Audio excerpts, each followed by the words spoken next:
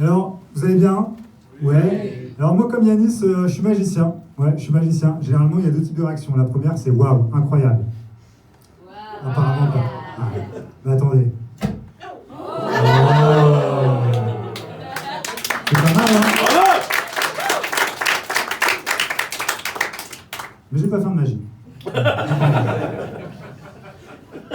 C'est mon métier. Là, je suis en congé, donc je profite. Non, moi, quand j'étais petit, en plus, on pense que je voulais être magicien. Pas du tout. Moi, quand j'étais petit, je voulais être dessinateur. Moi, je suis sûr que dans la salle, il y a des gens qui dessinent hyper bien. Ça m'a toujours fasciné, les gens qui dessinent extrêmement bien. Je suis un peu fan. Vous savez, ces gens en 4 coups de crayon, ils vous font un truc de ouf. Moi, en 4 coups de crayon, un triangle. Isocèle. Non, mais je sais pas, ça me fascine. Je trouve que dessinateur, ça fait un peu artiste. Beaucoup plus que guitariste. Guitariste, ça fait juste mec qui veut qu'il aime. On a l'air d'accord. Là-bas, je vois un guitariste qui me fait « ouais, c'est ouf ». Ouais, en fait, moi j'ai une pote qui dessine. Enfin, je sais pas si quand on est petit, il y a beaucoup de gens qui veulent être dessinateurs. Tu vois, généralement, quand tu demandes à un petit garçon, il dit ouais, moi je veux être footballeur, je veux gagner la Coupe du Monde, je veux être astronaute, je veux aller dans l'espace. Il dit pas non, moi je veux être dessinateur, je veux fumer les roulés. Moi j'ai une pote qui dessine extrêmement bien et je trouve que vraiment c'est stylé. Vraiment, elle part en voyage, elle tient un petit carnet de voyage et puis elle dessine les paysages ou elle dessine les portraits des gens qu'elle rencontre. Moi je trouve que ça me fascine vraiment. Tu vois, ce que j'aime dans le dessin, c'est que c'est particulièrement, c'est un bon moyen d'évasion. Tu vois, la magie, c'est un moyen d'évasion et le dessin aussi. Contrairement, tu vois, un film ou une série, ça te permet de t'évader, mais t'es tributaire un peu du film. Que quand tu dessines ce que tu veux, et si tu veux, c'est ton histoire. Et si je me dessine avec un ballon, ben, je peux dire que je suis footballeur professionnel. Si je me dessine dans l'espace, je peux dire que je suis astronaute. Puis je peux même me dessiner avec un micro, devant des gens, et annoncer des promos sur le saucisson à Auchan. Avec le dessin, c'est possible. Je pourrais même rajouter une petite bulle et marquer un saucisson acheté, 8 offert. Il faut rêver grand. Il faut vraiment rêver grand. D'ailleurs, quand j'étais petit, mes parents m'offraient systématiquement à un moment des mallettes à dessin. Moi, je pensais que si j'avais une mallette à dessin, je serais bon. Alors que ça marche pas comme ça. C'est comme les chaussures qui courent vite. Vous avez déjà offert des chaussures qui courent vite. Ça marche pas non plus. Mais je suis sûr que le cerveau est tellement puissant que si tu donnes à un petit garçon des chaussures qui courent vite et que tu le chronomètres, il va plus vite. Pas un truc de ouf non plus, mais il va un petit peu plus vite. Là, tout à l'heure, quand je suis arrivé, Yanis, il a installé tout, il m'a dit tiens, Sophia, c'est un micro qui est marrant. Ouais.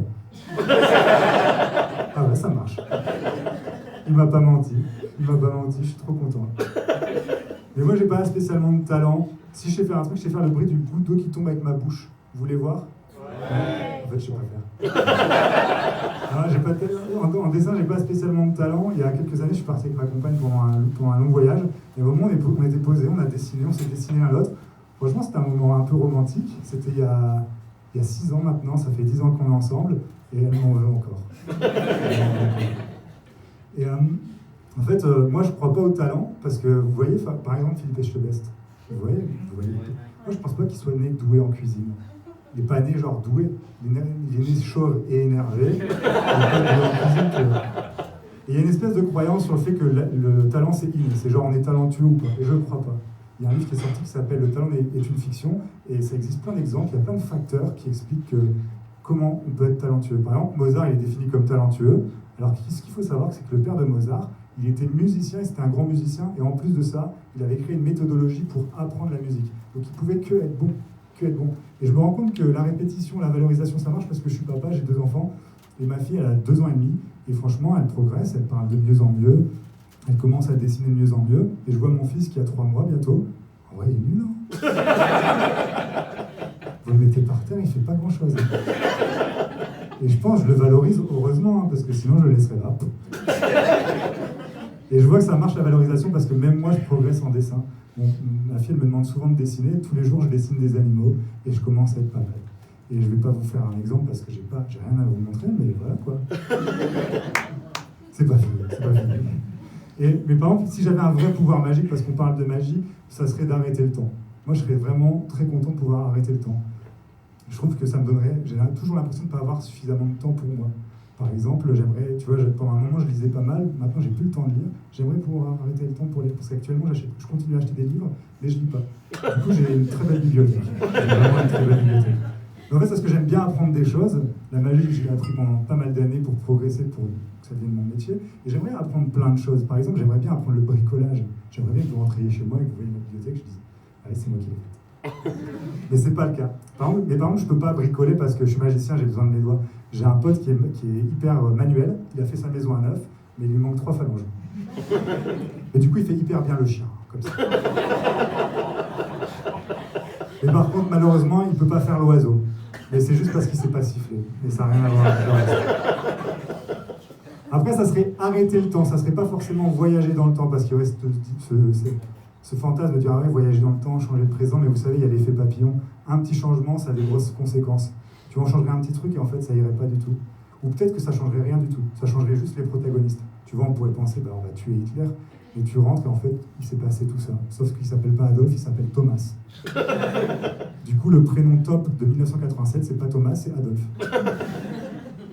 Ou peut-être que, tu vois, genre même voyager dans le temps pour voir peut-être des stars, tu vois, comme Freddie Mercury ou Johnny.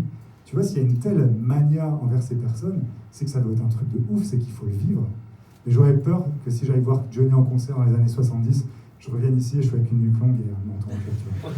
J'ai beaucoup trop peur. Et je vous ferai bien un petit tour, vous êtes chaud ou pas? Ouais. Je vais tenter un truc, mais un truc un peu difficile, on va essayer. Ici j'ai un jeu de cartes, qui veut tenter un tour? T'avais l'air motivé, c'est comment ton prénom? Lily? Ok, bouge pas, regarde. Est-ce qu'on peut faire du bruit pour Lily? Ouais.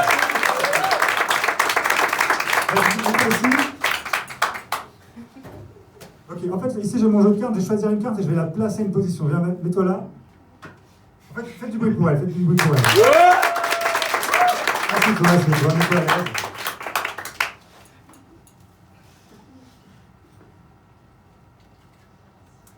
Allez, on va tenter un truc. Je vous dis, c'est pas facile, mais on va essayer.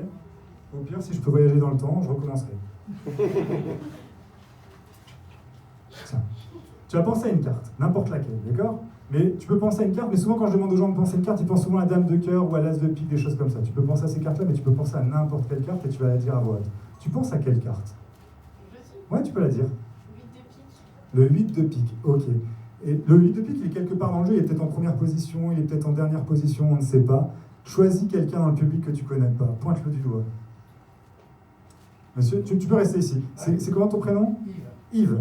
Il peut être en première position, il peut être en 28e position. Selon toi, le 8 de pique, tu m'as dit, il est à quelle position? 24. Est-ce que tu es sûr?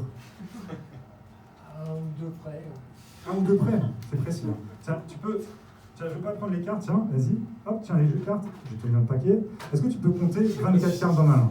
Vas-y. 1, 2, 3, 4, 5, 6, 7, 8, 9, 10, 11, 12, 13, 14, 15, 16, 17, 18, 19, 20, 21, attention, 21, 22, 23, attends, c'est la 24e. Tu aurais pu dire n'importe quelle carte. Yves, t'as dit 24, si jamais c'est ça, c'est magique.